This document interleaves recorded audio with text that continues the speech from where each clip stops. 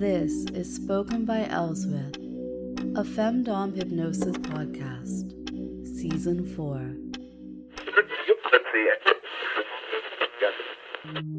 Today's podcast episode has a treat for you. It's a story from one of my dear patrons. The inspiration, it clearly comes from scenes in the private performance, that session from episode 53. And you know that I love collaboration, so I'm happy to share it. Now, before I do, I have a hint about Thursday's session being released on the podcast. The inspiration, it comes from the month of February, and that holiday that seems to be adored, detested, and ignored almost equally by the population. Nested right there in the middle of the month, Valentine's Day. It brings to mind all of the American high school emotions of prom. You know, you have the smug ones who've been a couple since they met, and they know they're always guaranteed a date for every single formal. You also have the ones who get early invites, but then they kind of play prom chicken, well, prom date chicken, by giving vague responses, wondering if a better, hotter date offer might come along.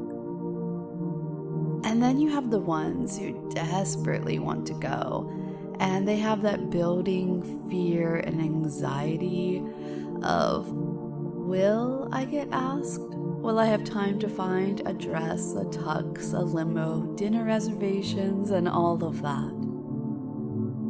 And finally, there are the ones who truly can't be bothered, have zero interest at all, and they opt out entirely. Now, if you're in the latter category, you may find not a lot for you in the Thursday session. But if you love, whether it's the pursuit or the overwhelming, heads over heels, intense NRE, that's new relationship energy for those unaware, or the safety of being loved and giving love, you're gonna find something there for you. Okay, alright boys, settle in and let Mistress tell you a story. Everyone loves story time.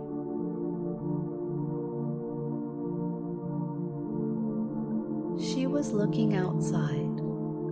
It was a cold, but not miserable January day. It snowed lightly in the morning, enough to coat the grass in the park across the street, while the sidewalks remained just wet. So she thought this would be a perfect day for a winter walk in the park. Not too long, but enough to enjoy. Her pet would probably enjoy it too. "Dear, we're going for a walk in the park," she stated. But, he replied, "You recall the deal I made. You can watch the game, but time with me always comes first." "Yes, darling," he responded. "I just need to use the washroom first." No, dear. You always seem to get distracted when using the washroom. So let's go now before the sun sets. Besides, you know there's a restroom in the park." "Yes, darling," he whispered as he began walking towards her. When he was close enough, he stopped, then knelt down, so she could easily attach the leash to his collar. "Good pet." She patted his head as she attached the leash. As it was winter, they were both clothed in winter attire, jeans, sweaters, some warm socks, and shoes. Then the outer coats and hats covered all that attire, except for the red leash, which she held within her black leather gloves. She tugged slightly on the leash and out they went. The leash itself wasn't terribly visible unless you happened to look closely, as this was a winter afternoon during the end of football season. There probably wouldn't be many people out walking to actually notice it. The air was brisk, cold, but with a beautiful winter sun. It felt reasonably nice outside. And yes, all the grass covered in white made everything look quite peaceful and serene. However, it didn't take long before that need for a bathroom reappeared. Darling, I really do need to use a bathroom soon.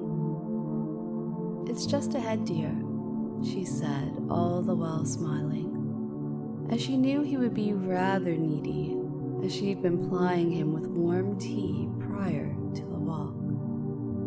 So those extra fluids combined with the cold temps definitely helped increase his need to urinate. As they walked, there was no pressure or pull on the leash as he had been well trained. However, now that they arrived at the restroom, he assumed that she would release him from the leash.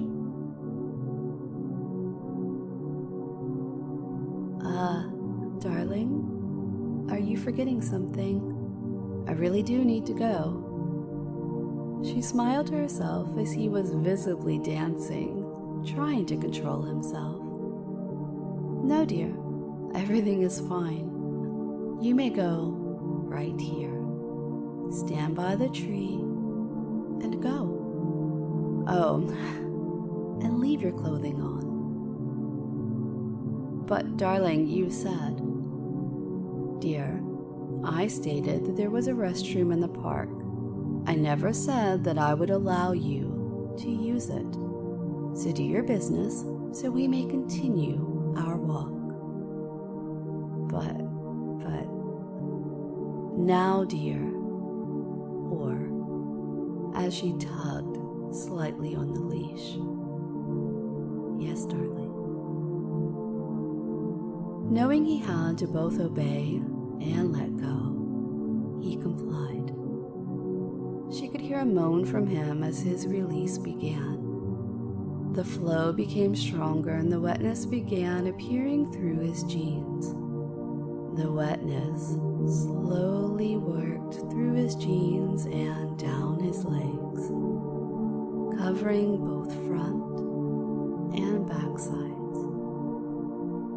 There was also a bit of steam seeping from his jeans due to the temperature difference, his hot urine meeting the cold air.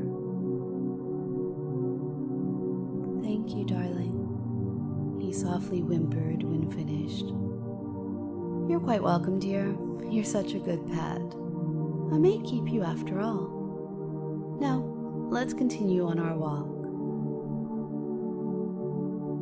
She heard a content sigh and knew that they had both enjoyed another step forward in his training.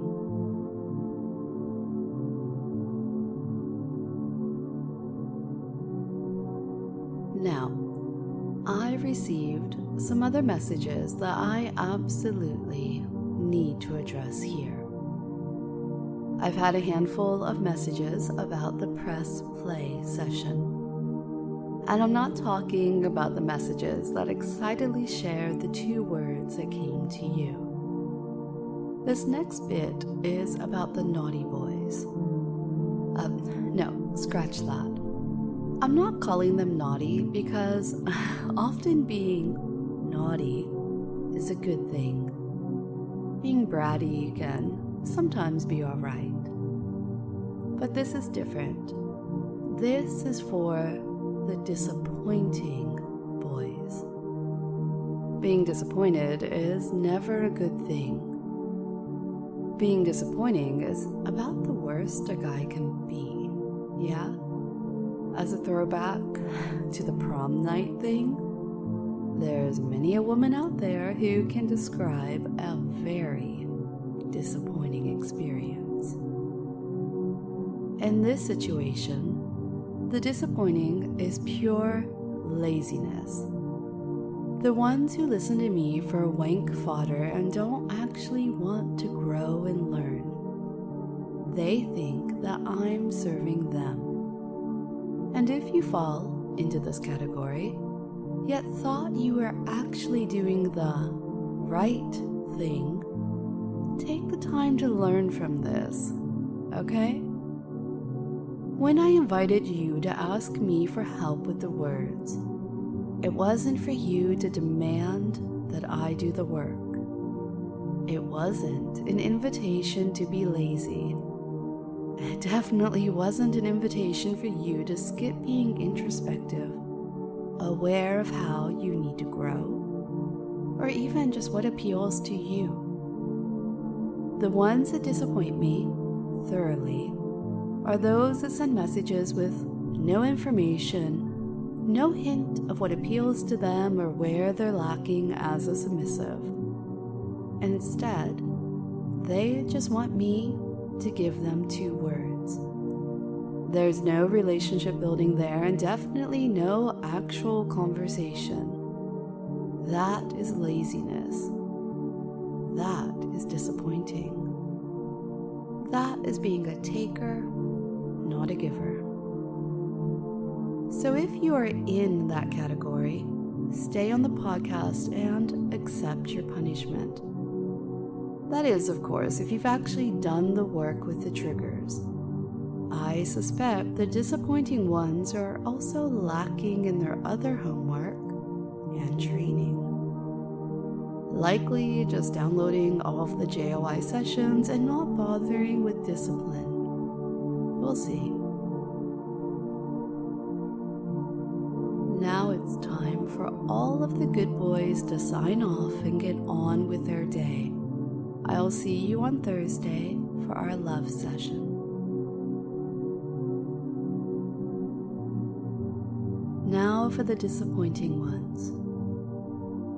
You will apologize to me for your laziness, for being a selfish taker instead of being an eager participant in your training. You will thoroughly outline all of your failures. Feel free to include everyday life as well as your submissive one. And you will never ever send me a stupid message again asking me to serve you by doing all of the work.